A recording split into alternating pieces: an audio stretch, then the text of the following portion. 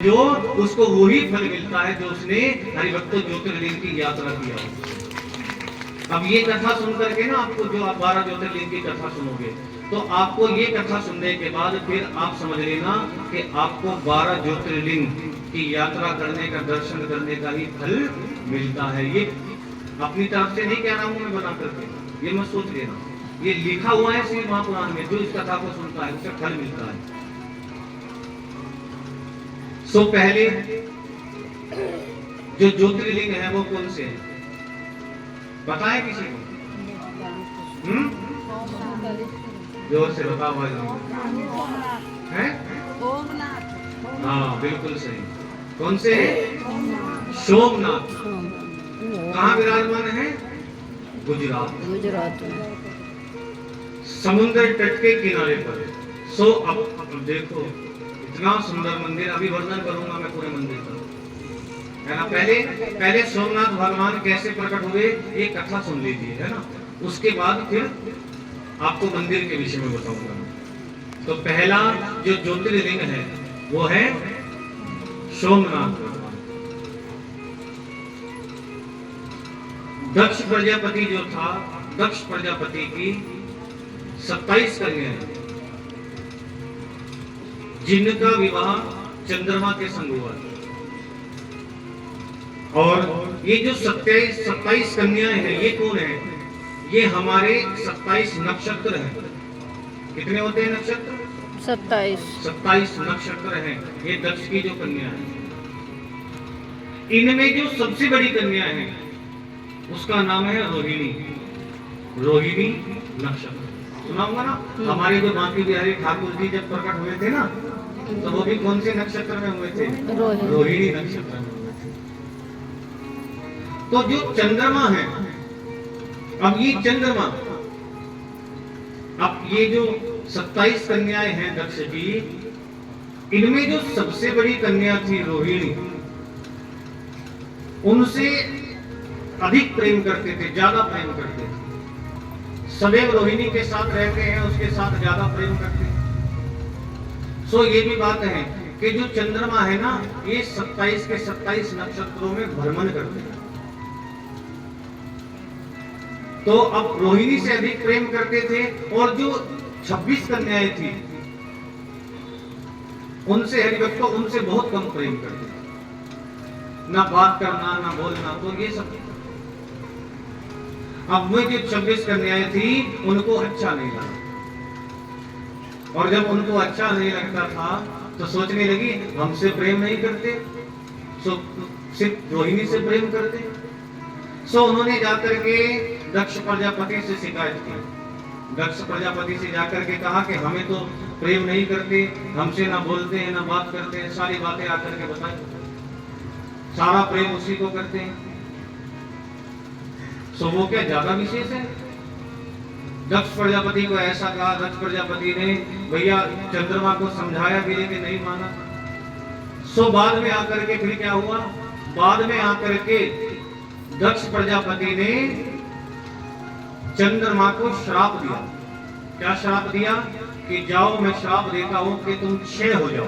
क्षय हो जाओ माने ये एक बीमारी, जैसे आज के समय में टीबी की बीमारी होती है ना, है ना, उस प्रकार से श्राप दिया कि जाओ तुम क्षय हो जाओ, क्षय रोग से ग्रस्त हो जाओ। तो वो क्षय रोग लग गया चंद्रमा को। अब चंद्रमा को जब क्षय रोग लगा तो समस्त देवताओं को भी बड़ी चिंता हो गई। देवताओं को क्यों चिंता हो गई? क्योंकि चंद्रमा जो है ना, जैसे हमारे धरती में अन्न होता है ना, अन्न हम लोग खाते हैं, तो अन्न कैसे होता है? सूर्य की किरणें पड़ती है सो अन्न पकता है। लेकिन अन्न के लिए सूर्य जितनी जरूरी है उतना ही जरूरी चंद्रमा है।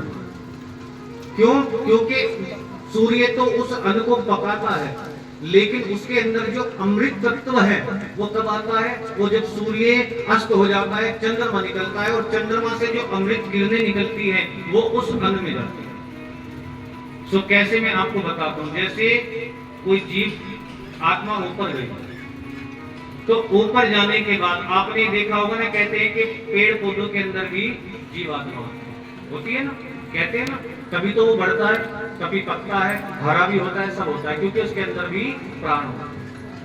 सो उसके अंदर जो हम इन योनियों में घूमते हैं, उसी प्रकार से जो जीव होता है जब मरने के बाद ऊपर जाता है तो उसको पेड़ पौधों में अन्न में भेजने से पहले उसको कहां भेजा जाता है? तो उसको भेजा जाता है चंद्रलोक, चंद्रमा के पास। चंद्रमा के पास भेजा जाता है। चंद्रमा उसमें अमृत तत्व प्रदान करता है, तो फिर वही जीव आकर के उस अन्न में प्रवेश करता है। और उस अन्न में प्रवेश करता है, थोड़ा आप समझना, है ना? तो उस अन्न में प्रवेश करता है तो फिर उस अन्न को हम उस अन्न को खाते हैं, तो फिर उस अन्न को खाने से वो अमृत, वो जीव जो उसमें प्रवेश की, वो जीव हमारे अंदर प्रवेश करता है। और हमारे अंदर प्रवेश करने के बाद वो जब किसी पुरुष में प्रवेश करता है तो पुरुष में प्रवेश करने के बाद फिर वही अमृत तत्व एक पुरुष से एक स्त्री के भीतर जाता है। और जब एक स्त्री के भीतर जाता है तो फिर उनसे संतान उत्पन्न होती है। सो वो यहाँ ऐसे अमृत कैसे आता है? तो इस प्रकार से वही अमृत हम सबके भीतर आता है। तो जितना जरूरी आज के देखा जाए अन्न के लिए जितना जरूरी सूर्य है, उतना ही जरूरी चंद्रमा है, क्योंकि चंद्रमा उसमें प्राण डालता है, अमृत तत्व डालता है, सूर्य पकाता है, बढ़ाता है। सो ऐसे धरती फलीभूत होती है, ऐसे हमारा अन्न प्रकट होता है। सो ऐसे होता है ना, हो गया। तो उसके बाद चंद्रमा बड़ा जरूरी है। सो देवताओं को चिंता हो गई कि अगर चंद्रमा क्षय हो गया तो अब यहाँ पर अन्न धन की वृद्धि नहीं होगी, तो भैया सृष्टि पर तो हाहाकार मच जाएगा, क्योंकि अन्न चाहिए। अगर अन्न ना हो तो फिर आदमी क्या करेगा? व्यक्ति पेट भरने के लिए क्या करेगा? फिर एक व्यक्ति क्या करेगा? भैया जो भी जीव मिलेगा, आज के समय में तो है, अन्न होते हुए भी लोग ऐसा करते हैं, इतने अन्न है खाने के लिए, लेकिन फिर भी किसी जीव को सोचो, अगर अन्न ना हो तो फिर क्या? जीव को मारेंगे, मार करके खाएंगे। जब जीव भी खत्म हो जाएंगे तो इंसान इंसान को मार करके खाएगा। अगर अन्न ना हो तो व्यक्ति ये कार्य भी करेगा। सो इसके लिए चंद्रमा भी बड़ा जरूरी है। तो फिर ब्रह्मा जी के पास गए तो ब्रह्मा जी ने कहा कि यदि इस